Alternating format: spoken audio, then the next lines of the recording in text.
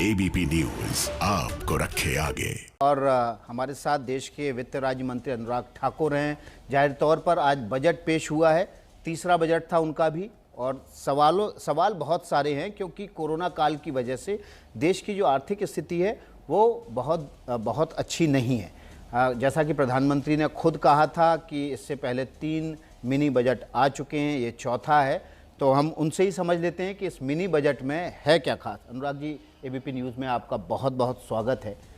धन्यवाद। आपने जो बजट पेश किया, उस बजट से लोगों को बहुत उम्मीदें थी क्योंकि कोरोना काल की वजह से बहुत सारे लोगों की नौकरियां चली गई थी। बहुत सारे लोग ऐसे थे जिनके उद्योग धंधे इस कोरोना काल की वजह से केवल भारत में नहीं पूरी दुनिया में चौपट हो गए थे। उम्मीद लगाए बैठे थे कि बजट से उनको कुछ मिलेगा, लेकिन सरप्राइज एलिमेंट बजट में नहीं दिखा। लोगों को आश्चर्य नहीं हुआ कि इस बजट में अच्छा ये भी है। ऐसा क्यों हुआ? मैं पहली बात तो ये कहना चाहता हूँ कि इस मुश्किल हालात में जहाँ दुनिया भर में महामारी का प्रकोप है, लाखों लोगों की जान दुनिया भर में गई, वहीं भारत ने प्रधानमंत्री जी के नेतृत्व में कोरोना से लड़ने के लिए अहम कदम उठाए। और यही एक बड़ा कारण है कि जब दुनिया भर के देश ये कहते थे, दुनिया भर की बड़ी बड़ी एजेंसीज कहती थी कि भारत में करोड़ों लोगों की मृत्यु होगी, भारत की अर्थव्यवस्था का बेड़ा गर्क हो जाएगा, लेकिन कुल मिलाकर देखिए पिछले 4 महीने लगातार जीएसटी कलेक्शन 1 लाख करोड़ से ज़्यादा रही। जनवरी महीने की कलेक्शन 1,19,827 करोड़, यानी कि 1,20,000 करोड़। दिसंबर महीने की जीएसटी कलेक्शन 1,15,000 करोड़ से ज़्यादा, और इसी तरह से अक्टूबर की और नवंबर की 1,05,000 करोड़ और 1 लाख करोड़ से ज़्यादा रही। ये अपने आप में दिखाता है कि इकोनॉमी की वी शेप रिकवरी हो रही है, अर्थव्यवस्था तेजी के साथ पटरी पर आ रही है। और कहीं ना कहीं आज जब ये बजट आया, शायद ही पिछले कई दशकों में किसी बजट के बाद मार्केट ने इतना बड़ा उछाल लिया हो, इतनी पॉजिटिव सेंटीमेंट लगातार खड़े हुए हैं। ये इसलिए हुआ कि जो लगातार आप 1 वर्ष से टीवी चैनल्स पर कहते थे कि सरकार को ज़्यादा खर्च करना चाहिए, सरकार ने महामारी के समय भी खर्च किया, कर्जा लेकर भी किया, लेकिन खर्च किया ताकि देश की अर्थव्यवस्था में तेजी आए। आज के बजट में भी, चाहे वो हेल्थ केयर हो, स्वास्थ्य का क्षेत्र हो, इंफ्रास्ट्रक्चर हो, आपका डिफेंस का क्षेत्र हो, एमएसएमई के लिए हो, प्रोडक्शन लिंक इंसेंटिव स्कीम्स हो, इन सब के लिए जो बजट में प्रावधान किए गए हैं, उससे अपने आप में एक बहुत बड़ा पॉजिटिव सेंटीमेंट पूरी मार्केट में खड़ा हुआ है। लोगों में विश्वास पैदा हुआ कि सरकार ने हमसे टैक्स नहीं लिया, कोई सरकार ने टैक्स नहीं बढ़ाया। टीवी चैनल्स में चल रहा था कोविड टैक्स लगेगा, लोगों को पैसा देना पड़ेगा। हमने कोई कोविड टैक्स नहीं लगाया, बल्कि वित्त मंत्री जी ने प्रधानमंत्री जी के जो इच्छा थी उसके अनुसार 35,000 करोड़ रुपया वैक्सीन के लिए भी दिया। दुनिया के कुछ देशों में से एक भारत है जिसकी 1 नहीं 2 वैक्सीन भी भारत से आई और 2 और आने वाली हैं। आप कल्पना कीजिए, गांव के स्तर पे हेल्थ केयर का इंफ्रास्ट्रक्चर को मजबूत करना, स्वास्थ्य के क्षेत्र में नए अस्पतालों को खड़ा करना, नए सेंटर्स वहां पर बनाना, ये अपने आप में बड़ी सोच किसके? माननीय प्रधानमंत्री मोदी जी की है, जिन्होंने कई एम्स कांग्रेस के मुकाबले 3 गुना ज्यादा कर दिए। गरीब को रोजगार मिल सके तो मनरेगा का अगर आप कांग्रेस के टाइम का खर्चा देखें 25-30 हजार करोड़ रुपया खर्च करती थी। हमने पिछले साल यानी कि इस वित्तीय वर्ष में 2020-21 में 1 लाख करोड़ रुपए का बजट रखा, और इस बार भी हमने प्रावधान 73,000 करोड़ का अब तक किया है। ये अपने आप में दिखाते हैं हम गरीब के लिए भी कर रहे हैं, महिला के लिए भी कर रहे हैं, और नौजवानों के लिए रोजगार के अपार अवसर खड़े हों, इसलिए आधारभूत ढांचे में भी निवेश करने जा रहे हैं। देखिए, कोरोना काल की वजह से अगर स्वास्थ्य में अभी निवेश नहीं होगा, अभी प्रावधान नहीं किए जाएंगे तो कब किए जाएंगे, ये एक सवाल है। और इंफ्रास्ट्रक्चर में तो करना ही पड़ेगा क्योंकि लोगों को नौकरियां चाहिए, इकोनॉमी में पैसा डालना है, वो तो करना ही था। इसमें नई बात कुछ भी नहीं। पहले की सरकारें नहीं करती रही। अगर आप तुलना करके देखेंगे, बहुत बड़ा अंतर है। मैंने मनरेगा का आपको एक उदाहरण बताया, वो अपने आप में बड़ा अंतर है। आप स्वास्थ्य के क्षेत्र में देखिए, 137% के लगभग उसमें बढ़ोतरी हुई है, 137% बढ़ोतरी। इससे पता चलता है कि हम लोगों के स्वास्थ्य को लेकर कितना गंभीर हैं। देश के हर राज्य में, हर जिले में अच्छा स्वास्थ्य की सुविधाएं हो, इसका प्रावधान मोदी सरकार करने जा रही है। और इसीलिए जब आत्मनिर्भर भारत की बात करते हैं, आपको याद होगा कोविड के समय माननीय प्रधानमंत्री जी ने कहा था, जान है तो जहान है। पहले जान बचाने का काम किया और फिर कहा जान भी जहान भी। उसमें अर्थव्यवस्था को बचाने का काम भी किया। पहले जान बची, और दुनिया भर के उदाहरण देखेंगे जिस देश ने अपने लोगों की जान बचाने का काम किया हो उसकी अर्थव्यवस्था भी बची और फली फूली भी। हमने वही किया। हमने वैक्सीन भी बनाई, लोगों को 2 गज की दूरी रखने के लिए भी कहा, मास्क पहनने के लिए भी कहा, लोगों ने किया। राज्यों ने भी सहयोग दिया और केंद्र ने उस समय भी 15,000 करोड़ रुपया मोदी जी ने राज्यों को कोविड से लड़ने के लिए दिया। अब की बार भी 35,000 करोड़ तो केवल वैक्सीन के लिए दिया है, आगे और जरूरत पड़ेगी तो और भी देंगे। स्वास्थ्य को लेकर किसी को कोई चिंता करने की आवश्यकता नहीं होगी। जो विपक्ष की एक बहुत बड़ी मांग है जिसकी शुरुआत आपने बिहार के विधानसभा चुनाव से की, वो थी मुफ्त वैक्सीन की। मुफ्त वैक्सीन की उम्मीद जताई जा रही थी और जैसा कि आपके आर्थिक सर्वे में भी संकेत थे कि मुफ्त वैक्सीन दी जानी चाहिए, ऐसा सरकार से आर्थिक सर्वे में कहा गया था। उसकी घोषणा नहीं हुई, जबकि ये माना जा रहा है कि हर आदमी चाहता है कि उसको मुफ्त में वैक्सीन मिल जाए ताकि बाजार में पता नहीं किस भाव मिले। निश्चित तौर पर भारतीय जनता पार्टी ने अपना जो चुनाव में घोषणा पत्र दिया बिहार में भी, उसमें बिहार के लिए हमने वहाँ पर घोषणा की थी हमारी सरकार बनने के लिए, तो वहाँ पर हमारी मिलीजुली सरकार है, निश्चित तौर पर वहाँ पर होगा। और ये 35,000 करोड़ रुपया जो यहाँ पर प्रावधान किया गया, किसके लिए किया गया? ये हिंदुस्तान की जनता को वैक्सीन देने के लिए ही किया गया है। बहुत सारे लोग ऐसे थे जिनको अन्न का अभाव था। अब मान लीजिए उस महामारी के समय दुनिया के किसी देश ने 80 करोड़ लोगों को 8 महीने तक 5 किलो गेहूं, चावल और दाल देने का काम नहीं किया, लेकिन हिंदुस्तान ने किया, नरेंद्र मोदी जी ने किया। 8 करोड़ मजदूरों को हमने 3 महीने तक लगातार 5 किलो गेहूं, चावल और दाल देने का काम किया। देश की 8 करोड़ महिलाओं को हमने रसोई गैस का सिलेंडर मुफ्त में देने का काम किया। और इस बार फिर महिलाओं को सशक्तिकरण के लिए हमने एक बार फिर 1 करोड़ और महिलाओं को हम रसोई गैस का सिलेंडर उज्ज्वला योजना से देने जा रहे हैं। यही नहीं विकास जी, इस महामारी के समय 31,000 करोड़ रुपए हमने महिलाओं के जनधन खाते में डाला, 30.5 करोड़ महिलाओं के खाते में। ये अपने आप में दिखाता है प्रधानमंत्री जी कितने संवेदनशील हैं। और सेल्फ हेल्प ग्रुप में जहां महिलाएं काम करती हैं, जिनको केवल 10 लाख रुपए मिलता था, उनको बगैर किसी गारंटी के वो भी हमने 20 लाख रुपया किया। फिर फूड माइक्रो एंटरप्राइजेस बनाने के लिए 10,000 करोड़ रुपए का प्रावधान किया। पशुधन के लिए 15,000 करोड़ रुपया अलग से दिया। मछली पालन के लिए 20,000 करोड़ रुपया अलग से दिया था हमने आत्मनिर्भर पैकेज में। क्यों? क्योंकि ग्रामीण क्षेत्र में जो रोजगार और आय के साधन बढ़े, उसके लिए हमने हर संभव प्रयास किए हैं। आज भी स्वास्थ्य के क्षेत्र में अगर 137% बजट बढ़ा है तो उसमें प्रयास किए गए हैं कि 80% बीमारियां पानी से लगती हैं, तो पानी गंदा ना हो, शहरों में भी साफ पानी मिले, गांव में भी मिले, हर घर को नल और नल से स्वच्छ जल मिले। तो आप कह रहे हैं जो 33,000 करोड़ का प्रावधान इस बजट में किया गया है, ये मुफ्त वैक्सीन के लिए, ये कोविड से लड़ने के लिए, वैक्सीनेशन के लिए ही पैसे का प्रावधान किया गया है।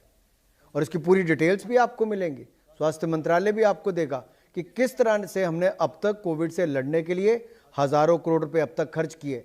उसी हिंदुस्तान ने, जिस हिंदुस्तान में एक भी पीपी किट नहीं बनती थी, आत्मनिर्भर बनने के लिए हम आज केवल भारत के लिए नहीं दुनिया भर के देशों को पीपी किट्स देते हैं। और यही नहीं, भारत ने दुनिया भर में दवाइयां देने का काम भी किया।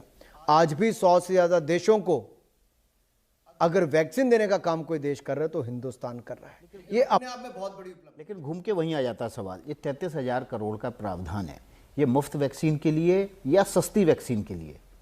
अभी तक आपसे कोई पैसा लिया गया नहीं, मैंने तो ट्रायल फेज में ही लगवा लिया। तो मैं वही कह रहा हूं, अगर कोविड वॉरियर से अभी तक कोई पैसा नहीं लिया गया, महामारी से लड़ने के लिए हमने अस्पतालों में प्रावधान किए। अब हजारों करोड़ रुपया और खर्च करने जा रहे हैं जिला स्तर पर अच्छे अस्पताल खड़े करने के लिए, जो हेल्थ सेंटर्स हैं उनको वेलनेस सेंटर बनाने के लिए, उनको अपग्रेड करने के लिए, ताकि भविष्य में भी कभी ऐसी कोई दुर्घटना घटे, ऐसी महामारी हो तो हमारे पास निचले स्तर तक वो व्यवस्था खड़ी हो जाकि हम इस तरह की सिचुएशन में लड़ सकें। मुझे जो समझ में आ रहा है, इस बात से इनकार नहीं किया जा सकता कि आने वाले समय में मुफ्त वैक्सीन की भी घोषणा कर दी जाए। देखिए, जो घोषणा जब होनी तब होती है। आज बजट में प्रावधान किया गया 35,000 करोड़ से, मान लीजिए हमने 15,000 करोड़ रुपए का प्रावधान किया। कब किया? जब कोविड महामारी शुरू हुई थी, सबसे पहली घोषणा हुई। जब पहला लॉकडाउन हुआ उसके बाद 15,000 करोड़ रुपए तुरंत दिया गया। तो किस लिए दिया गया था? कि राज्यों में टेस्टिंग लैब्स बने। मात्र एक लैब होती थी, आज कितनी है? अनगिनत 2,500 लैब्स हैं। 12 लाख लोगों की आज जांच एक दिन में हो सकती है। और यही बड़ा कारण है कि हमने किया। मास्क कौन बनाता था? गिने चुने लोग। आज घर घर में मास्क बनते हैं। पीपी किट एक नहीं बनाता था, आज 10 लाख के लगभग बनाते हो। ये बदलाव कैसे आया? प्रधानमंत्री जी की सोच आत्मनिर्भर भारत बनाने की और भारत के लोगों को बचाने की, वो हुआ, तब जाके भारत आगे बढ़ा। और जब पिछले साल भी कहा जाता था कि कैपिटल पे खर्चा, आप लोन लीजिए, खर्चा कीजिए, हमने कहीं पर कोई कमी नहीं रखी है। आप देखिए 30 लाख करोड़ रुपए के बजट के बावजूद भी हमने पिछले साल कर्जा लिया, कहकर लिया कि हम 7 लाख करोड़ की बजाय 12 लाख करोड़ रुपए कर्जा लेंगे, और पैसा लेकर भी हमने जनता को कहीं पर कोई कमी नहीं आने दी। लेकिन अभी बात ये कही जा रही है कि आपने जो एईजी लगता था उसकी बजाय एग्री सेस लगा दिया है। आपने पैसा इस जेब से निकालने की बजाय उस जेब से निकाल लिया।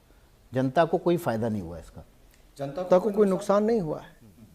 हम देश के किसानों के लिए हमने जो कदम, जनता उम्मीद करती है उसको कोई फायदा होगा, उसके जेब में कुछ पैसा बचेगा या उसके टैक्स कुछ कम होंगे। निश्चित तौर पर अगर आप गोल्ड और बाकी सब इन चीज़ों पर भी देखेंगे तो बहुत सारी बदलाव किए गए हैं।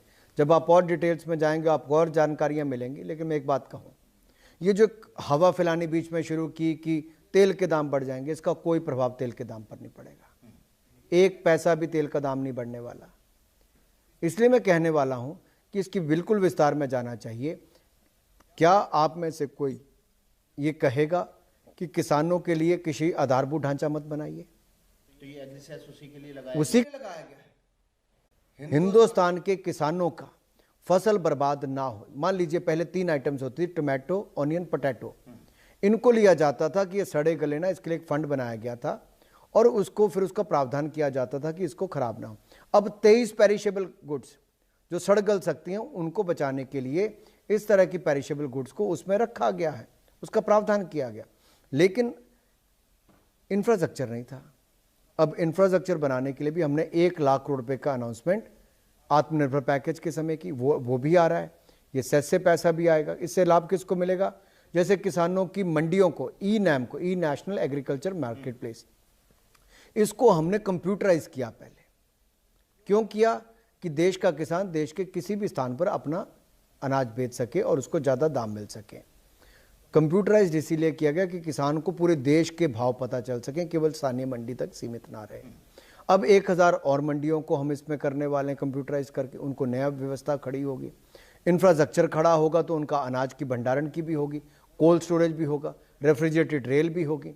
जब किसान को इतना लाभ मिलेगा तो यूपी का किसान तमिलनाडु में बेच सकता है, गुजरात का किसान असम में भी बेच सकता है, और त्रिपुरा का पाइनएप्पल भी हो सकता है बिहार में बिके, बिहार का मखाना आके यहाँ पे हो। तो इसमें क्या बुराई है? लेकिन इस वक्त लोग उम्मीद कर रहे थे कि पेट्रोल और डीजल के दाम कम होने चाहिए, क्योंकि अंतर्राष्ट्रीय बाजार में पेट्रोलियम की कीमतें निचले स्तर पर है।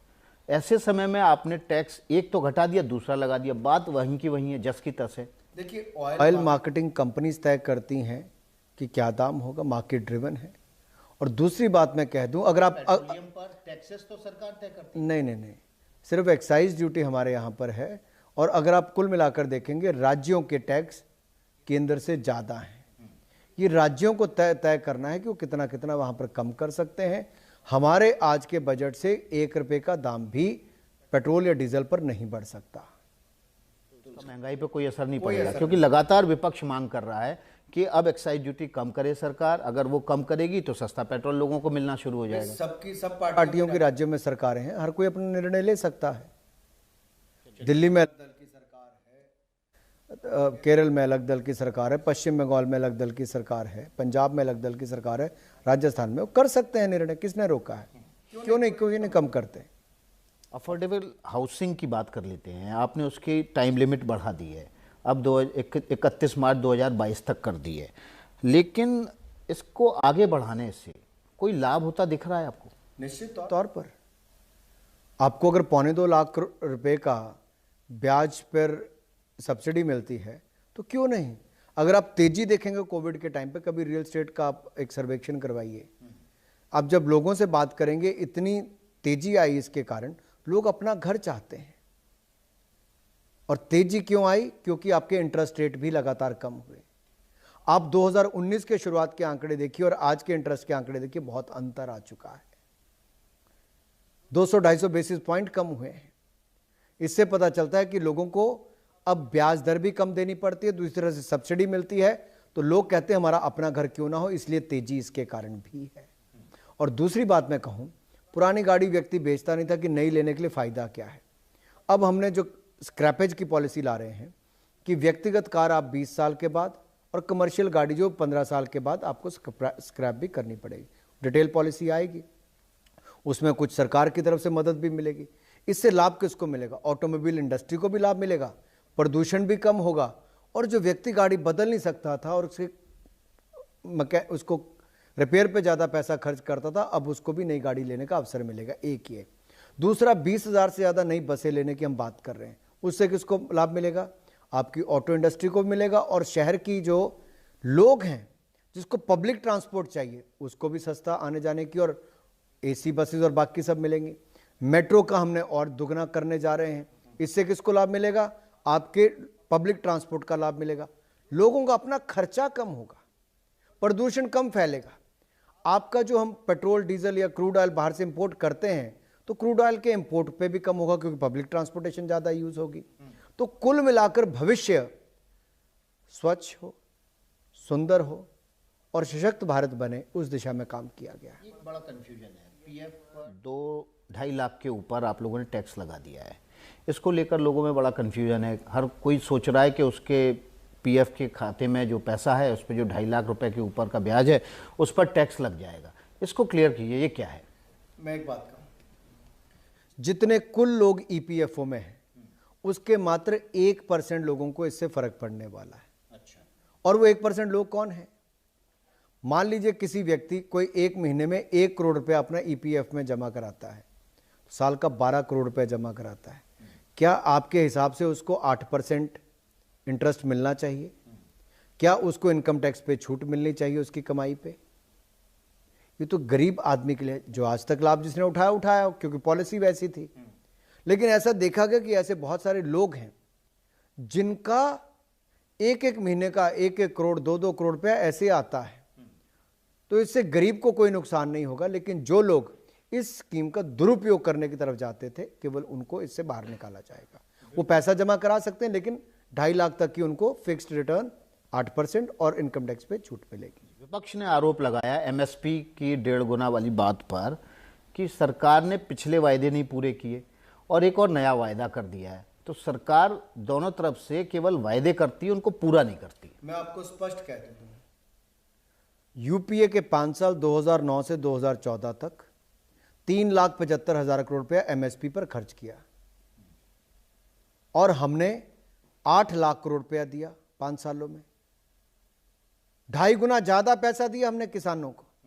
मोदी सरकार किसान हितैषी है। और यही नहीं, खरीद भी गेहूं की 73% ज्यादा, धान की 114% ज्यादा की, दाम भी 43% ज्यादा दिए, दलहन तिलहन पर दाम 65-70% ज्यादा दिए, खरीद भी बढ़ाई, खरीद केंद्र भी बढ़ाए। फिर भी किसान आंदोलन कर रहा है, संतुष्ट नहीं कर पा रहे हैं। क्योंकि देश के गिने चुने किसानों को भ्रमित करने का काम किया जा रहा है। देश का अधिकतर किसान इन बिलों के साथ है। धन्यवाद प्रधानमंत्री जी का, कृषि मंत्री जी का किया। और जो मेरे किसान भाई आज भी किसी बात से गुमराह हुए, हम उनको आज भी मनाने के लिए तैयार हैं। एक क्लॉज पर खुली चर्चा करने के लिए तैयार हैं। 11 बार चर्चा माननीय कृषि मंत्री जी ने की, आगे भी करने के लिए तैयार हैं। डेडलॉक बरकरार, किसानों और सरकार के बीच कोई कम्युनिकेशन नहीं हुआ है लास्ट बातचीत के बाद। डेडलॉक कैसे खत्म होगा? प्रधानमंत्री जी ने कहा मैं तो एक फोन कॉल की दूरी पर हूं। एग्रीकल्चर मिनिस्टर ने रोज कहा नंबर बता दीजिए जिस पर मैं कॉल करने से वो दूरी खत्म हो जाए। देखिए, दिल से खुले मन से आइए, सारे द्वार आपके लिए खुले। अगर सरकार ने 11 बार चर्चा की तो 2 बार 4 बार 5 बार 10 बार और भी करनी पड़ेगी। सरकार को कहीं गुरेज नहीं है। मोदी सरकार ने किसानों को लागत प्लस 50% स्वामीनाथन कमेटी की रिपोर्ट को लागू किया। और यहां तक कि जो उसमें कई और बातें कही गई थी, हम वहां तक नहीं गए, उससे बढ़ चढ़कर हमने काम किया है। किसान को पीएम किसान का लाभ देने की बात हो, 1,10,000 करोड़ रुपए का हमने उनको लाभ दिया है। 1,10,000 करोड़ रुपए पीएम किसान सम्मान निधि के माध्यम से दिया। प्रधानमंत्री फसल बीमा योजना के माध्यम से 70,000 करोड़ का मुआवजा किसानों को मिला है।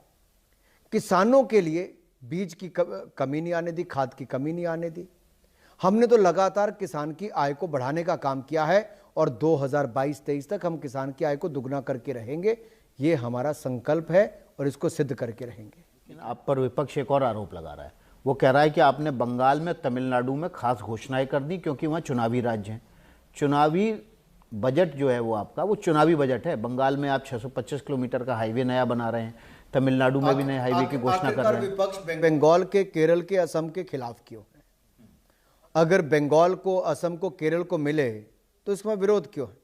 और एनेक्शर में जो है, जो सभी राज्यों की डिटेल दी गई होगी, वो पैसा 1,18,000 करोड़ रुपया सड़क परिवहन मंत्रालय को दिया है ताकि देश भर में सड़कों का एक जाल बिछे।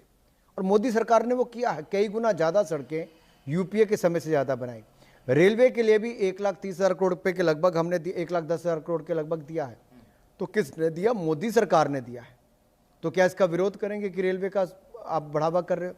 और हमने किसके लिए दिया? कैपिटल के लिए दिया, खर्च किया। इससे आपका आधारभूत ढांचा सुदृढ़ होगा और आने वाले वर्षों तक आपको इसका लाभ मिल पाएगा। आपसे लूंगा, इस बजट से आम आदमी की जेब में क्या आएगा?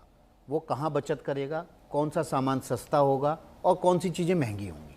देखिए कि महंगाई का तो सवाल ही पैदा नहीं होता जब कोई टैक्स नहीं बढ़ाया गया, कोई रेट नहीं बढ़ाया गया, किसी आदमी के ऊपर कोई और कर्ज नहीं लगाया गया, आपके और कोई टैक्सेशन नहीं की गई। लोग कहते थे इस बार हमारा टैक्स बढ़ जाएगा, था ना सबके मन में कि सरकार को घाटा हुआ है, कर्जा लेना पड़ा तो सरकार तो टैक्स लगाएगी। मोदी सरकार ने किसी एक भी आदमी को ज़्यादा टैक्स नहीं लगाया, किसी एक भी व्यक्ति के ऊपर ज़्यादा खर्चा नहीं बढ़ने दिया। उल्टा मोदी सरकार ने अपनी ओर से ज़्यादा खर्च करके देश के आधारभूत ढांचे को सुदृढ़ करने के लिए आगे बढ़े हैं, जिससे रोजगार ही उत्पन्न होगा, जिसके कारण केवल विकास ही होगा। और चहुमुखी विकास जब होगा तो देश की अर्थव्यवस्था भी आगे बढ़ेगी और अगले 3-4 सालों में भारत $5 ट्रिलियन इकॉनमी भी बनेगी और आत्मनिर्भर भारत का सपना भी हमारा पूरा होगा। रोजगार किस सेक्टर में बढ़ेगा? देखिए, होटल इंडस्ट्री पूरे कोविड के दौरान बिल्कुल ज़मीन पर आ गई है। होटल इंडस्ट्री, टूरिज्म इंडस्ट्री को बहुत ज़्यादा नुकसान हुआ और इस इंडस्ट्री के लिए कुछ रियायत नहीं दिख रही थी। मैं आपको कहूँ विकास जी, अगर पहले थिएटर पूरे खोल भी दिए जाते, रेस्टोरेंट खोल दिए जाते, होटल खोल दिए जाते, क्या आप अपने परिवार को लेकर जाते? मेरा सीधा सवाल आपसे। डर था लोगों के मन में, लेकिन जैसे ही संख्या कम हुई कोविड केसेस की, सिनेमा पूरे खोल दिए, होटल पूरे खुले हैं, रेस्टोरेंट खुले हैं। और आप आंकड़े लीजिए, मैं तो हिमाचल प्रदेश से आता हूँ, पिछले टूरिस्ट सीजन को देखिए कितने अच्छे गए हैं, ओवर पैक्ड गया है। निश्चित तौर पर पहले 7-8 महीनों में नुकसान हुआ, इसमें कोई दो राय नहीं, लेकिन तेजी के साथ रिकवरी भी हुई है। अब संख्याओं को भी बढ़ाया गया, शादी के नंबर्स को भी, पब्लिक मीटिंग्स को भी, सिनेमा को लेकर भी। इससे बहुत सर्विसेज सेक्टर में जो तेजी आएगी उससे बहुत बड़ा बल मिलने वाला है। अर्थव्यवस्था में कृषि सेक्टर ने 3.5% ज़्यादा ग्रोथ अगर की है कृषि के क्षेत्र में, तो अपने आप में दिखाता है कि हमने कृषि में भी अच्छा किया। क्यों किया? क्योंकि मोदी सरकार ने किसानों के लिए लगातार बढ़ चढ़कर पिछले 5-6 सालों में काम किया है और आगे भी करेंगे।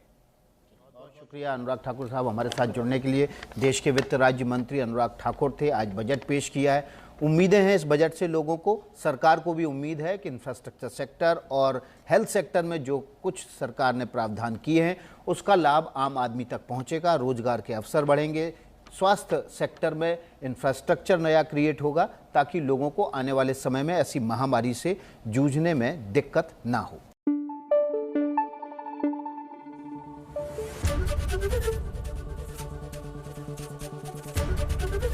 एबीपी न्यूज आपको रखे आगे।